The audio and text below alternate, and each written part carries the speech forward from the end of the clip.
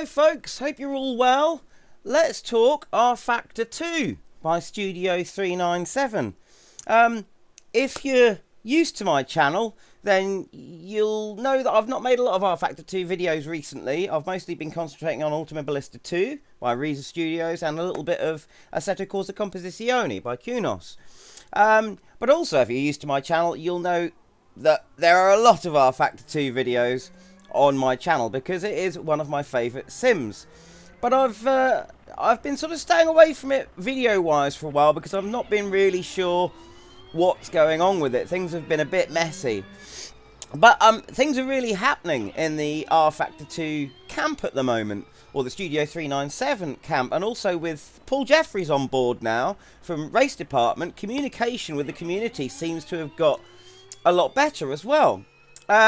Anyway, talking of communication, I've been on the forums, another place that I haven't been for a while, at Studio 397, and made a couple of comments in a thread there about the AI not working at Circuit d'Azur, i.e. Monaco, the motherfudging Riviera. Studio 397, when they released that track, what is it, 2 years ago now? I could be wrong on that, but it's been around a long time. A lot of their own cars, like the McLaren F1 cars and certain GTEs, just couldn't get around the track without clattering into walls. And I've had £7.89 or whatever it cost burning in my wallet to buy it for ages, and I've really wanted to buy it. But with the AI not working and me thinking, well, it's not going to be all that popular in multiplayer, I don't think. You know, AI is quite important to me. Let's drive whilst we're talking. By the way, I'm at Circuit... well, I'm at Monaco, the E-Prix version at the moment, because I still haven't bought Circuit d'Azur, for very good reason. But I'm looking forward to it. I'm very excited about this. And I'm hearing one of the new 2021 Formula E cars that this circuit was, you know, it's what this circuit's for, really, this version of it. Anyway, yeah, I was on this forum and asking about if we're ever going to see an update to the AI. And it's been out for a long time. A man called Top Secret has been an awesome bloke, and I went to change gear there. I don't need to in this car because it's only got one. He has actually released his own AIW files in the meantime for this track, which make a lot of the GTEs, apart from the big Corvette, go around there just fine. But still, there are problems with lots of other cars. Anyway, Christopher Elliott is the project manager for Rfactor 2, which, if you're a big Studio 397 fan, I'm sure you know that. So I apologise for teaching it to suck eggs there. But he came on the forums and he actually said, this is the news. He said, we are currently working on a new AIW for this track, or for Court d'Azur, or Circuit d'Azur, sorry. And that's currently in testing and will be released soon. And I am really, really excited about this. He hasn't said when. I have asked, but there's not a reply yet, which it was only yesterday, and he's a busy man. So anyway, but I'm really excited about this news for several reasons. One, it's a laser scan version of Monaco. I remember seeing it in another YouTuber's video, Jimmy Broadbent. If you don't know Jimmy, go and watch his videos. He's a fantastic sim reviewer and, well, just sim enthusiast. Anyway, it's a beautiful looking track. It's the motherfudging Riviera, for God's sakes. Like I said, I've wanted it for ages. And when I raced around this track here, which is, as I said, the Formula E version, which is actually entitled Monaco. It's laser scan. Now, with the laser scan tracks in Rfactor 2 are fantastic, and a lot of people, to exemplify this, usually talk about Sebring, because Sebring's a very bumpy track, and of course the laser scanning really gives you that detail. Now, this being a modern Formula E circuit, it's modern. And the modern tracks are very, very smooth. I suppose we've just got better with tarmac over the years. But also with Formula E being the focus of this particular track, I suppose a lot of the Formula E tracks are very, very smooth. I think Berlin is probably the roughest based on an old airfield. But they're all pretty smooth because, well, that's something you need to take into account with these cars. You know, Formula E is all about efficiency, so smooth tracks, good for longer battery life, I guess. But with this track, this version of it here, you can really feel, even though it's so smooth, you can feel every tiny fine bump, undulation, change in the tarmac. You know, when you hit the curbs, you really know about it as well. But every little subtlety is there. It's fantastic. So I can't wait to try out Circuit d'Azur. Also, the other reason I'm looking forward to it, now at the moment, because of COVID-19 mainly and other things, I've been hit by one of the AI. We are in a qualifying session, so you know you don't want to be getting in the way of the AI in a qualifying session. Much better in the race, but in qualifying, stay out of their way because they mean business. They want to get their laps done fast. Because of COVID-19 and other reasons, I'm not working, so I'm living on about 80 quid a week universal credit, and living at my folks' house. So not a lot of money coming in, but with the little amount of money that I have got saved from when I was working, you know, I'm able to treat myself to the occasional piece of content. So, you know, I'm definitely going to be treating myself to Circuit d'Azur, which I've wanted for ages, when that new AIW comes out. And also, this track is, it's one that I think you could really appreciate in VR. Not just because, you know, looking around in VR is fantastic, but also VR is really good for when you need to see around tight corners, and this track's got them. And one of the things that I've treated myself to, I have a Pimax headset, which is down here, and ultra wide field of view. But since I've had it, I've only been using the internal tracking, which works on, I guess, accelerometers, which I can't pronounce, and gyroscopes. It's got its own internal tracking, and it's fine.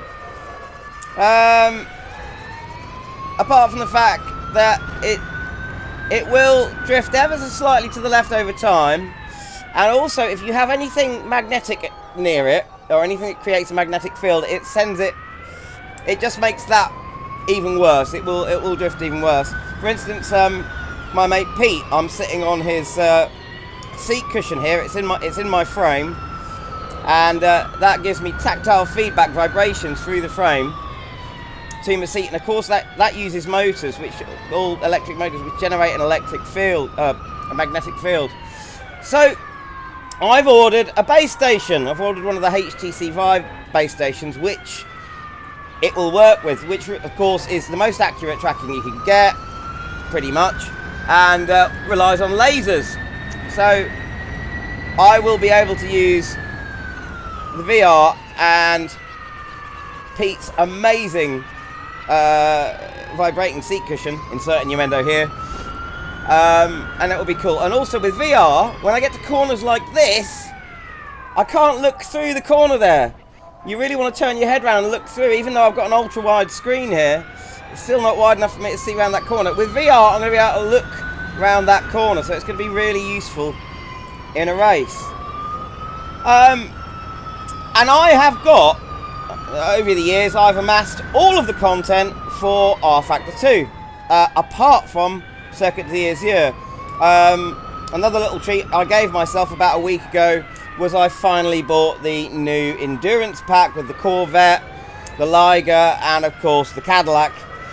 And I mean to do a video on that as well soon. So yeah, Rfactor 2 in general, you know, there's the new UI, which if you'd have asked me couple of months ago about that, don't even get me started on that. But that's starting to improve. It's growing on me. Problems with it though, like you go into a replay and you've got those hairline lines down each side of the screen. They're still there. Things are getting better though, and the competition system, you know, they're working hard. And I do sometimes wonder with Studio 397, you know, I think